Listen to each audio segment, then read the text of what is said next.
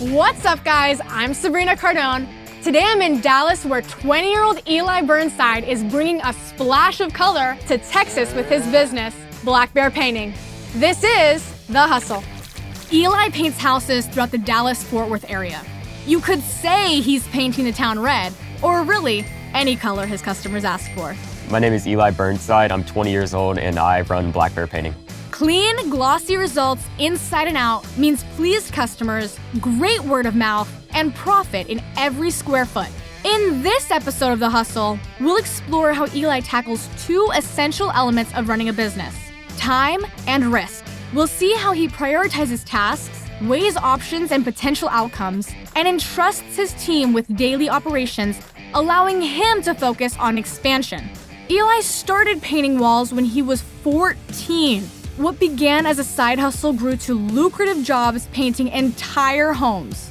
Originally, I started just painting some rentals for some friends, just like little stuff, like just a couple walls here and there. I didn't actually think it would really go anywhere, like into an actual business. And then, I started having fun doing it, making good money.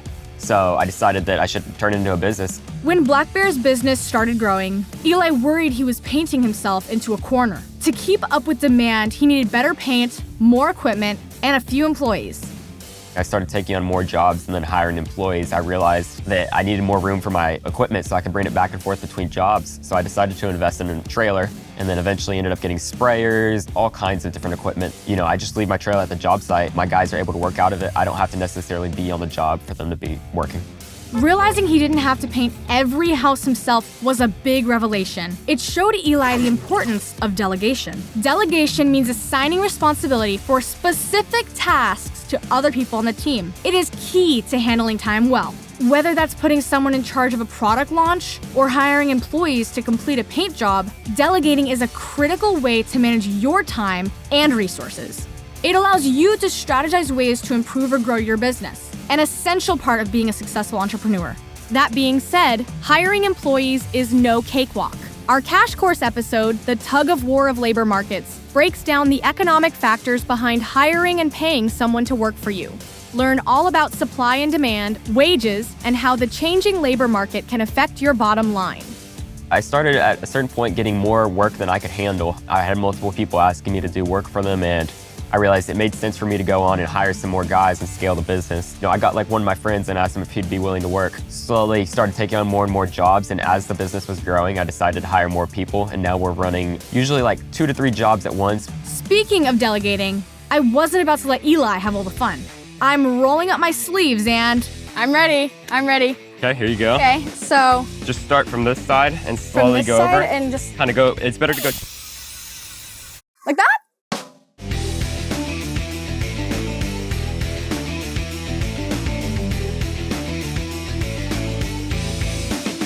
We did it, guys! We did it!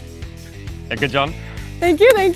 Painting is hard work. It has to be precise. Without employees that he trusts, Eli couldn't tackle multiple jobs at once. Delegating the labor side of his business is a force multiplier. Houses that used to take weeks now take days. I went in and started doing more managing instead of actually painting because, I could spend 5 hours, painting a room, but that's 5 hours that the business isn't going to grow because someone has to go out and find new jobs, communicate to clients.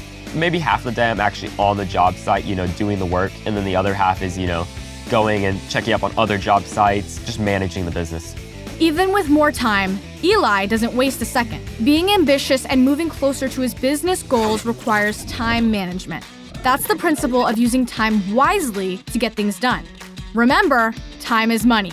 Successful entrepreneurs practice time management by getting up early, planning out each day, staying organized, and refusing to procrastinate. By maintaining an emphasis on time management, Eli is able to concentrate on advertising, prospecting for customers, and planning his long-term strategy, knowing that his early successes are just a drop in the bucket compared to what he aims to achieve. Eventually the goal would be to have it where it's running without me being present, just so I have another source of income, and I want to use that income to get into real estate and different investments. Real estate runs in Eli's family, something I know a little bit about too. Like his dad, Eli was eager to buy his first house, renovate it, and sell it for a profit. When he turned 18, that's what he did. The house was old, run down, and perfect for a flip. I got a really good deal on it. I went in, I did a lot of the work myself to save money. I did my own roofing then, fixed up the house nicely, and then sold it, and then made a good profit off of it, and I just love doing that. Eli's smart about money. He approaches every paint job with a clear idea of what it will cost and how much profit he'll earn. But buying houses? That's a different story. The risks in buying real estate are much, much higher.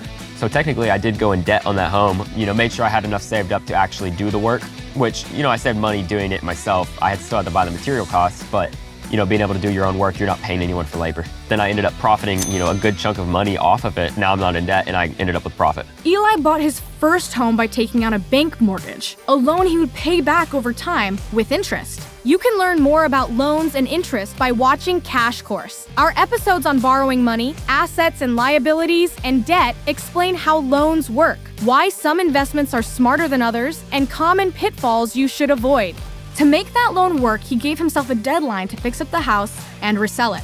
If he waited too long or picked a house that was unlikely to sell, Eli would have been stuck paying back that loan. So the cost for the house was $130,000, but I got a loan towards materials too. The total was about $160,000. And then I went in, fixed it up myself, then I resold the house for $220,000. Overall, I ended up profiting about $30,000. Strategically using debt, like a business loan or a home mortgage, is one example of a calculated risk. Risk is a part of every business, but a calculated risk is one that takes careful research and has a high probability of working to your benefit. There's always a chance of failure, but if the likelihood of growing your business is high, the risk is worth your while. Put another way, Eli takes smart risks that he knows he can manage just like his time. So I'm learning all kinds of skills and lessons running my business that are going to help me in the long run with what I want to do in real estate and investing, just managing in general. And I think that'll really help me with my long run goal. So what did we learn from Eli and Black Bear Painting? If you want to start a business, start small and think big. As your business grows, learn to delegate so you can focus on the big picture of where it's going. Practice good time management by using your time wisely to get things done. While you're at it, stay organized. If you want to scale your business, you'll have to take calculated risks. Doing your research to understand which risks are likely to advance your goals takes practice. If you do these things, your business might just make a splash. Thank you so much, Eli, for telling us all about Black Bear Painting. This has been so much fun. Thank you so much for coming out today. And to you at home, thank you so much for watching this episode of The Hustle. Make sure you like, comment, and subscribe so that you never miss an episode. Eli, let's go finish this home. Let's go do it. Thanks so much for watching this episode of The Hustle. To make sure you never miss an episode, subscribe at PragerU.com. And for a deeper dive into business, economics, and financial literacy, check out our show Cash Course at PragerU.com.